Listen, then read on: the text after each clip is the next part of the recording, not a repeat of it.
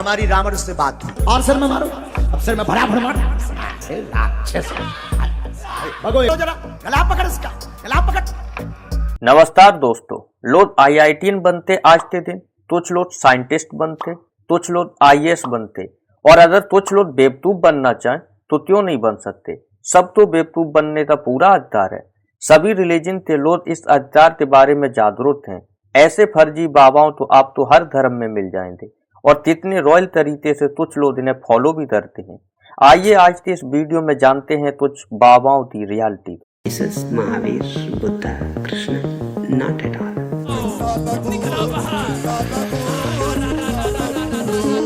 They teach you to love Jesus. Why?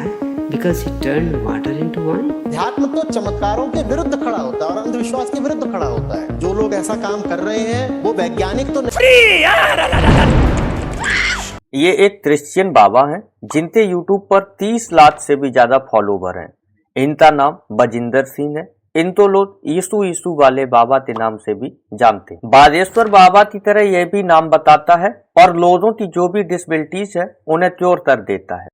Problem कब से 11 साल से मेरे पति को मेरे 11 साल से चलने में फिरने में प्रॉब्लम। देखो एक्सरे हड्डियों का, ये देखो हड्डियों का। हाँ कहाँ से है बेटे, कहाँ से है? मध्य प्रदेश। ठीक होना चाहते हो? निकल शाबाश, चल चल।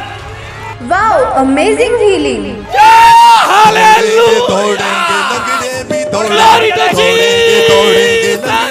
लिरिक्स देखे आपने वीडियो थे, दौड़ेंगे लंगड़े भी दौड़ेंगे, मतलब किस टाइप के लिरिक्स हुए बता दें। मंगलवार तो पंजाब के माहौली में 3 दिन पहले दोषी करार दिए गए पटियाला जेल में बंद यीशु वाले बाबा के नाम से पहचाने जाने वाले ईसाई धर्मगुरु बजिंदर सिंह को महिला के साथ रेप करने के मामले में उम्र कैद की सजा सुनाई।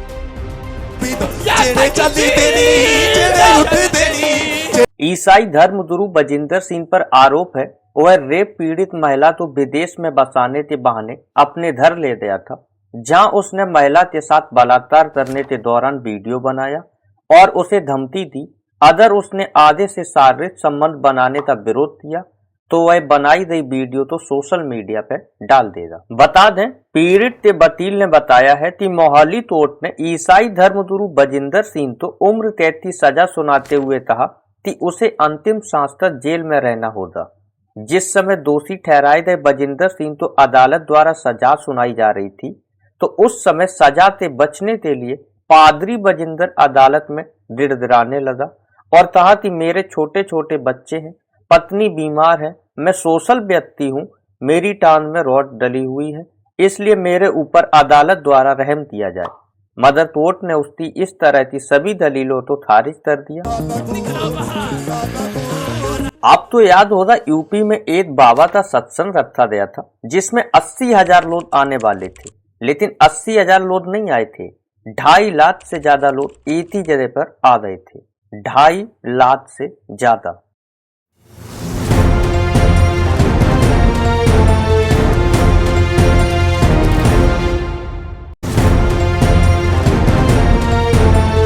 बता दें ये सत्संग था सूरजपाल सिंह का, नारायण शाकाहारी भोले बाबा, जिनके ऊपर पास्ट में sexual assault and other criminal case रह चुके, वो जेल भी जा चुके हैं। भगवान है क्या वो? और कौन है? हाँ, नारायण शाकाहारी। सत्संग खत्म होने के बाद जब भोले बाबा सत्संग से निकल रहे थे, एक बड़ा भीड़ आपस में धक्का मुक्की करने लगा। पता है क्यों? उनकी पैर की धूल लेने के लिए। हाँ, फिर से बताइए क्या कहा था? बाबा ने कहा कि मेरे चरणों की रज लेके जाना और ले जाके अपने घरों में किसी को भी प्रॉब्लम हो उसके माथे पे लगाना, उससे उसकी समस्या सॉल्व हो जाएगी। तो लोग रज के चक्कर में उधर एकदम वहाँ पर उपस्थित 2.5 लाख लोगों का मानना था कि उनकी पैर की धूल भी अगर हम छू लेंगे हमारा जीवन सफल हो जाएगा। उनकी पैर की धूल लेने के लिए 2.5 लाख लोगों में भगदड़ मच गया, जिसमें 121 लोगों का जान चला गया। 121।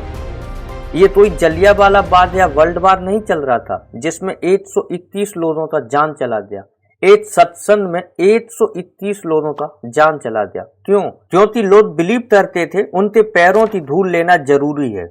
एक बार हमारी रावण से बात हुई, बात फोन कॉल पर। शुद्ध देसी गाय के गोबर से यदि आप स्नान करते हैं, गोबर को शरीर में मलते हैं, उसको रगड़ते हैं चेहरे पर, तो त्वचा संबंधी जितने रोग हैं वो समाप्त हो जाते हैं। उस कैंसर जैसी बीमारी से कोई बचा सकता है तो गाय का मूत्र बचाता। आप लोग 2.5 लाख लोग तो एक ही जगह देखकर 100 हो गए। बता दें, पटना में बागेश्वर धाम बाबा का सत्संग रखा गया, उसमें 10 लाख लोग एक ही जगह पर एक ग्राउंड पर आ गए थे।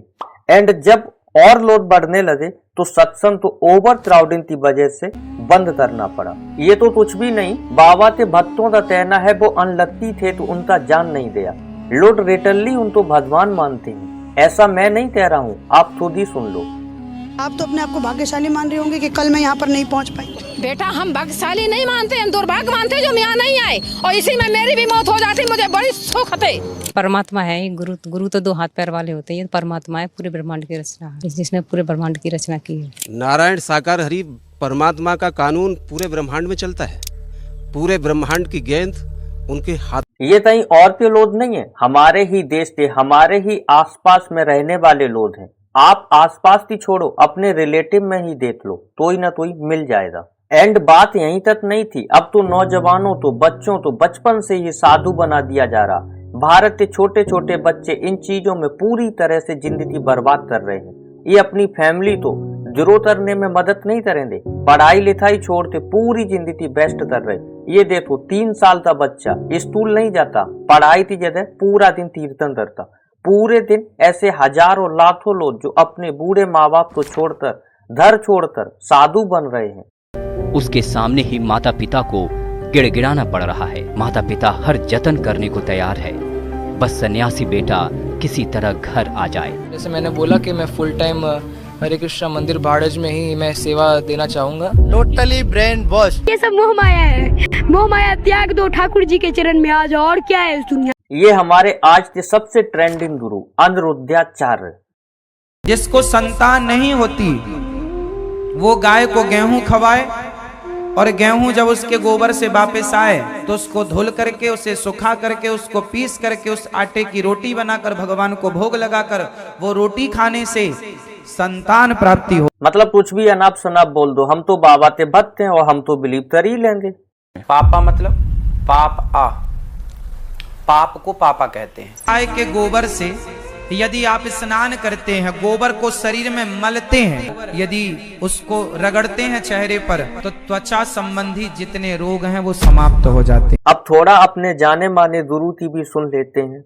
एक बार हमारी रावण से बात हुई, फोन कॉल पर। हमने कहा क्यों दशानंद जी माय डियर कैसे हो? उन्होंने कहा हेलो बागेश्वर वाले बोल रहे हैं। हम कहा जी, हम कहा भैया कैसे हो? मुझे तो सिर्फ ये जानना है रावण कौन सा सिम यूज करता है। राम राम राम राम राम राम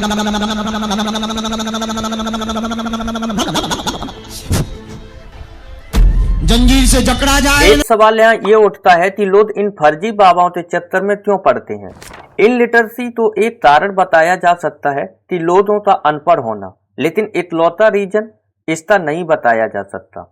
हमें कई ऐसे केसेस देखने तो मिलते हैं जिनमें पढ़े लिखे एजुकेटेड लोग भी इन फर्जी बाबाओं के चक्कर में बेवकूफ बन रहे हैं। सेकंड रीजन ये भी बताया जा सकता, हमारे इंडियन एजुकेशन सिस्टम में कुछ कमी है। लोगों की क्रिटिकल थिंकिंग पर फोकस नहीं जाता, सिर्फ रट्टा मारने पर फोकस किया जाता। यही कारण है हमें आज के दिन ये सब देखने को मिलता है। तीसरा कारण है फेथ। फेथ का मतलब बस यकीन करो, किसी चीज में ज्यादा सोचने की जरूरत नहीं, न सवाल करने की जरूरत, न डाउट करने की, बस बिलीव करो। एक्चुअली में लोगों के पास कोई होता नहीं जिसके पास अपनी प्रॉब्लम को लेकर जा सके, और इसीलिए वो इन फर्जी बाबाओं के पास जाते हैं। मेंटलिस्ट चरण सिंह और सुहानी साहब भी यही काम करते हैं जो फर्जी बाबा करते हैं, लोगों के माइंड रीड करना। लेकिन सिर्फ फर्क इतना है, वो एंटरटेनमेंट के तौर पे करते हैं, लेकिन ये नहीं करते हम आपकी प्रॉब्लम तो सॉल्व कर देंगे। ये सिर्फ ट्रिक है।